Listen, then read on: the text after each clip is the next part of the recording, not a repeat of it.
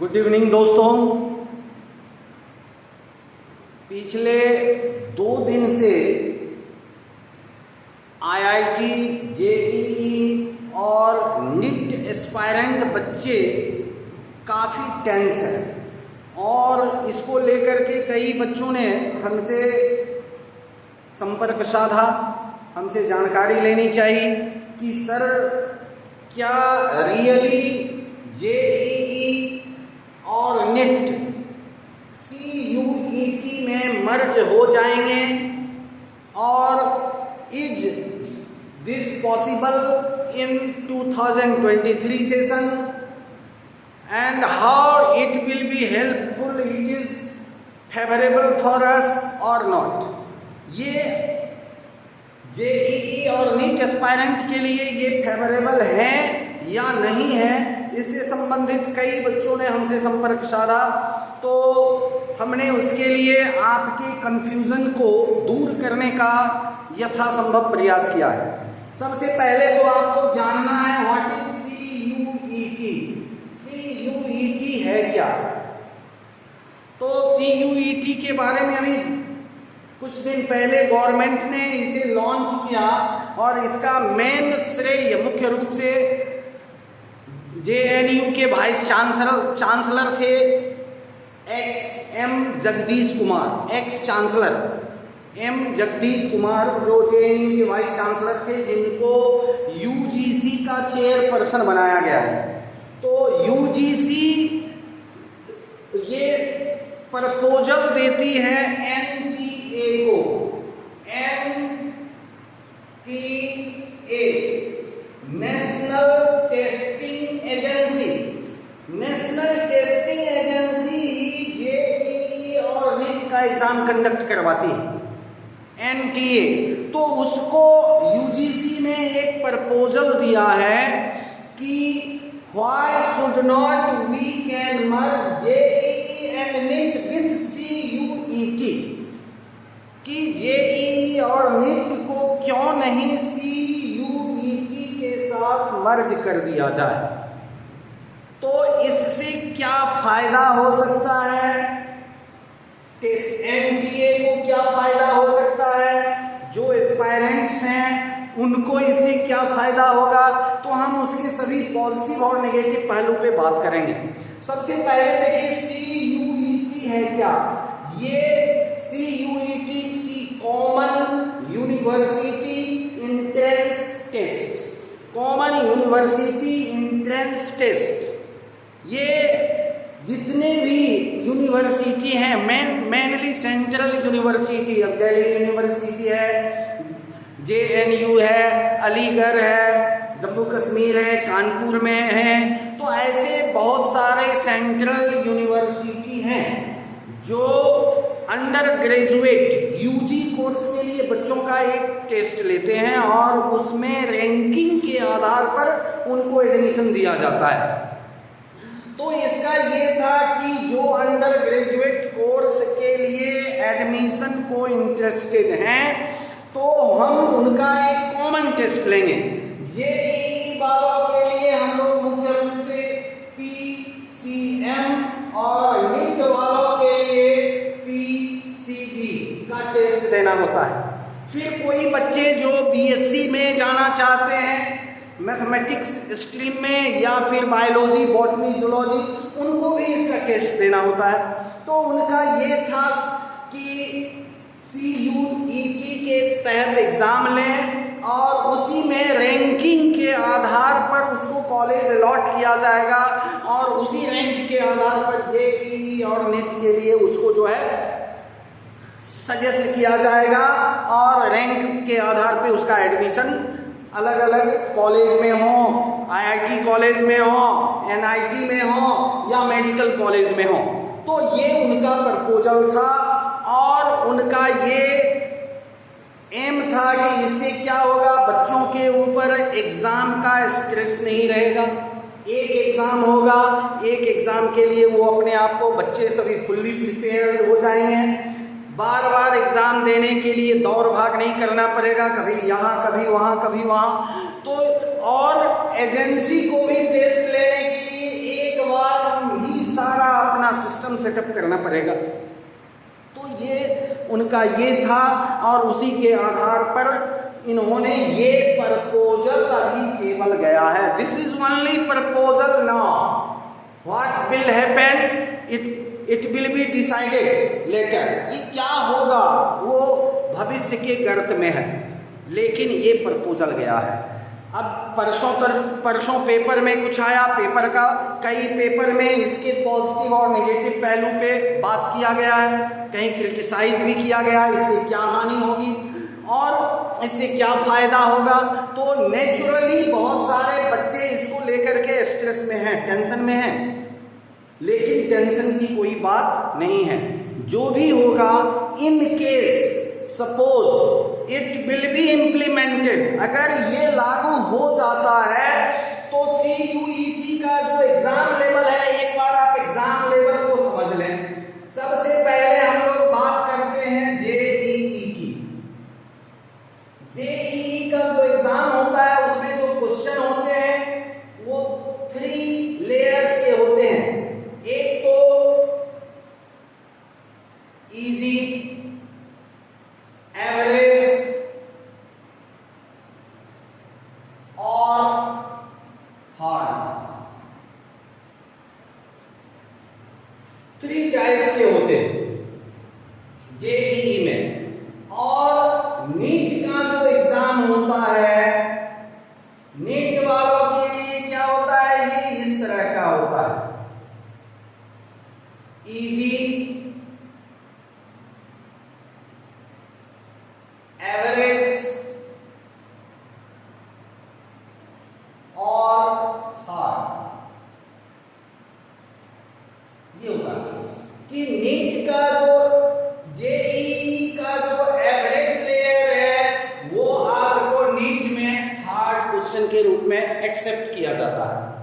और CUET का जो लेवल होगा, CUET का जो एग्जाम का लेवल होता है वो इस तरह का होता है। ये हो गया आपको इजी, इसका एवरेज और हार्ड। तो सबसे पहली बात ये आती है कि एग्जाम अगर इफ इट इज पॉसिबल, अगर ऐसी पॉसिबिलिटी बनती है कि JEE और नीट को मर्ज कर दिया जाए CUET के साथ, तो level of questions in exam will reduce. Question का जो लेवल होगा वो घटेगा। तो इसके लिए भी जो इसमें मर्जर हैं और जो इस पर स्कॉलर बैठे हुए हैं वो सोचेंगे, उनको सोचना पड़ेगा कि अगर हम अपने देश में IIT और नीट के लिए जो लेवल क्वेश्चन का इंप्लीमेंट करते हैं, क्या उसके लिए ये सही होगा, या फिर उनके पास बहुत सारे ऑप्शंस हैं, विकल्प हैं, खुले हुए हैं। जैसे 90s के सेशन में IIT का एग्जाम होता था, फिजिक्स, केमिस्ट्री, मैथमेटिक्स अलग अलग होता था, 3-3 घंटे का पेपर होता था। तो उस तरह का कुछ नया इसमें अगर इसको मर्ज करते हैं तो नए स्तर पे सोचने की आवश्यकता होगी, उस तरह से किया जा सकता है। तो वो तो भविष्य के गर्त में है, उसको लेकर के आपको किसी भी प्रकार के टेंशन की कोई आवश्यकता नहीं है। आप मन से पढ़ें, NCERT को अपना बेस बुक बनाएं और NCERT के आधार पर NCERT का गहन अध्ययन करें। ये अपना NCERT बुक जो है ग्लोबल बुक है, इंटरनेशनल लेवल पे इसको एक्सेप्ट किया जाता है। तो उसके आधार पे आप अपनी तैयारी जारी रखें, किसी प्रकार के टेंशन की कोई आवश्यकता नहीं है।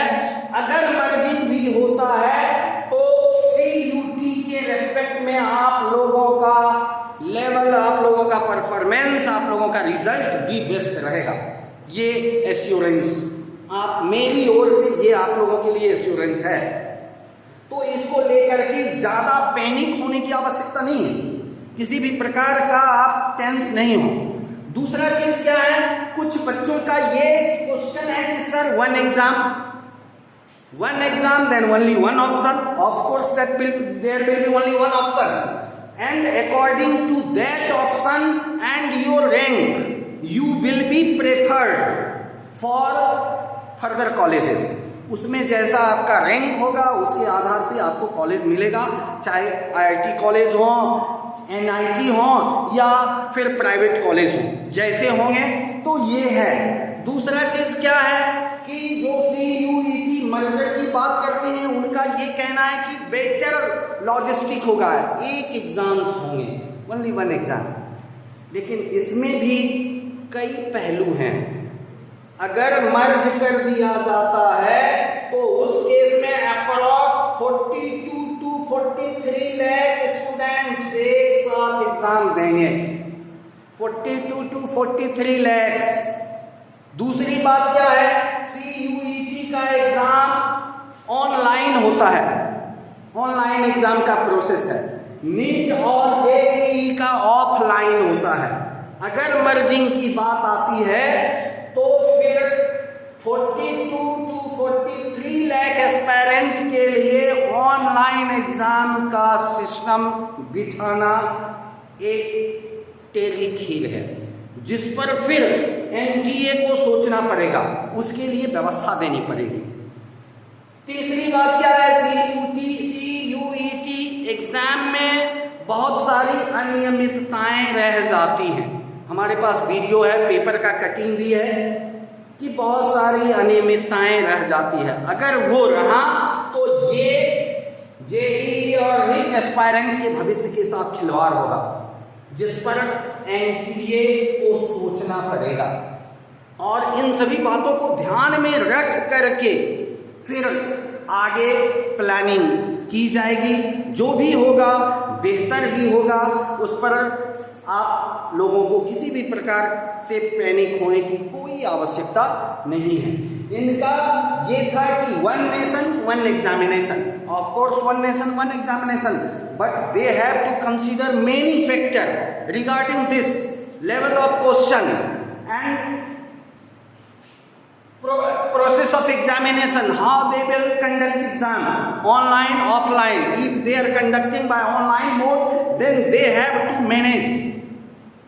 और कुछ स्तर पर ये है, बिहार के बच्चे हैं, एग्जाम अगर कई बार 2-3 स्टेज में होता है, 2-3 एग्जाम देना होता है, तो वहाँ 3-4 साल में 3-4 महीना 5 महीना बार में बहुत सारे स्टूडेंट घिरे रहते हैं, तो उनके लिए परेशानी है। कुछ उनके लिए ठीक है, गवर्नमेंट अच्छा सोच रही है, लेकिन केवल वही पहलू नहीं है, उसके साथ साथ सभी अन्य पहलू पर भी विचार करना होगा, और विचार करने के बाद जो भी डिसीजन आएगा वो अच्छा ही होगा। दूसरी बात, कुछ लोगों का, कुछ स्टूडेंट्स का ये था कि sir bill it be implemented in 2023। In my opinion, I think it is not possible to implement in 2023, but maybe ये 2023 में तो हमको जहाँ तक लगता है नहीं हो सकता है, लेकिन कहाँ नहीं जा सकता है, सरकार की नीति है, सरकार अगर चाहे तो कर भी सकती है, लेकिन जहाँ तक मेरा व्यक्तिगत अनुमान है ऐसा संभव नहीं है। तो इसलिए जो भी रहेगा, जो भी हो, तो जो हमारे JEE और नीट के एस्पायरेंट्स हैं, आप मेहनत करते जाइए। किसी भी प्रकार का अगर आप 1 सप्ताह 2 दिन 4 दिन अगर आप अपनी तैयारी से छूट जाते हैं तो आपका रैंक कई शतक नीचे चला जाता है। तो आप इससे किसी भी प्रकार से हतोत्साहित ना हो, आप अपनी तैयारी में लगे रहें। और NCERT का कोई विकल्प नहीं है, NCERT को बेस बुक बना करके आप अपनी तैयारी जारी रखें, साइड से अपनी तैयारी कोई साइड बुक रखें, तैयारी जारी रखें। जो भी होगा आपके हित में होगा, बेहतर होगा, आपके बेटर फ्यूचर के लिए होगा। तो आप इन सभी बातों को ध्यान में रखते हुए किसी भी प्रकार से टेंशन लेने की कोई आवश्यकता नहीं है। सरकार का जो भी डिसीजन आएगा और जो होगा आपके बेहतर भविष्य के लिए होगा। तो हमारी शुभकामना आपके साथ है, आप अपनी तैयारी जारी रखें और आपका बेहतर रिजल्ट हो। इन्हीं शुभकामनाओं के साथ मेरी फिर हार्दिक शुभकामना आपके साथ है। Okay, best of luck, thank you.